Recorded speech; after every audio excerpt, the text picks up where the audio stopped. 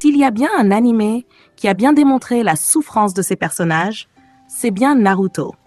Du massacre d'un clan, au rejet de tout un village, des tonnes de morts à travers les guerres.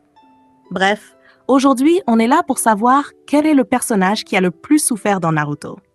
S'il y a bien une chose à retenir ici, on parle bien de souffrance émotionnelle et non physique, parce que bon, niveau physique, ce n'est plus de la souffrance, mais de la torture. Donc, on commence avec notre premier personnage.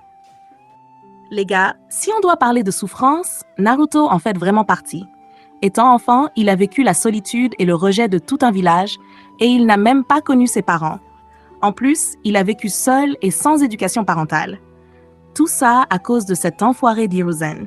Donc, Naruto n'a jamais vraiment eu de véritables amis ni de parents. Mais au moins, l'ermite Panette et Kakashi étaient là pour lui. Donc oui, Naruto a vraiment connu la souffrance, mais les gars, il n'a pas autant souffert Sasuke. Je sais que beaucoup vont me dire que Sasuke n'a pas souffert plus que Naruto, mais les gars, lui, il a connu l'enfer. C'était un enfant souriant et innocent qui a vu toute sa famille et ses proches se faire tuer. Pour comprendre, il faut se mettre à sa place. Tu verrais comment le fait de voir les corps sans vie de toute ta famille te détruirait. Par comparaison, Naruto, lui, n'a même pas connu ses parents, donc il se foutait de leur état ou de comment ils sont morts. Mais Sasuke, lui, a nourri de la haine pour son frère, et il a passé toute son enfance à chercher un moyen de se venger d'Itachi. Et là, vous me direz que Naruto le souriant a plus souffert que Sasuke? Non, ça c'est faux. Justement, si on parle de Sasuke, on peut aussi parler de Itachi. Là encore, les gens diront qu'il n'a pas connu la souffrance, mais ce mec a souffert en silence. Il a sacrifié ses proches pour sauver le monde. Il a enduré le fait d'être considéré comme un déserteur. Il a été vu comme un traître, il a perdu le respect de son village, et ça, ce n'est pas le pire. Il a été obligé de tuer ses parents de ses propres mains et sa petite amie. Imaginez un peu la torture psychologique que ça a dû être pour lui, car en tuant ses parents, il a pleuré. Et c'est l'une des seules fois où il a pleuré tout au long de l'anime. Et ce n'est pas tout. Il a aussi perdu son meilleur ami, sans pouvoir rien faire, et à ses yeux, c'est lui qui l'a tué. Il a aussi perdu l'amour de son frère et gagné sa haine. Et le pire, c'est qu'il n'a jamais eu personne à qui se confier. Sakura. Ah les gars, je veux rire mais je ne peux pas avec cette IA. Sakura n'a pas souffert, mais elle nous a fait souffrir. Bon, la meuf n'a eu que des déceptions amoureuses. Donc en fait, c'était une blague d'ajouter Sakura, car elle n'a pas connu la souffrance. Contrairement à Kakashi. Franchement, ce mec, il a surmonté la souffrance.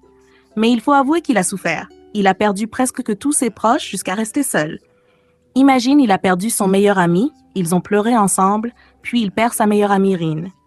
Il avait son maître pour le réconforter, puis il perd la seule personne qui lui reste, son maître Minato. Donc Kakashi avait vraiment tout perdu. Et sans oublier le choc qu'il a vécu étant petit, il a vu son père pendu devant lui. Imagine cette horreur.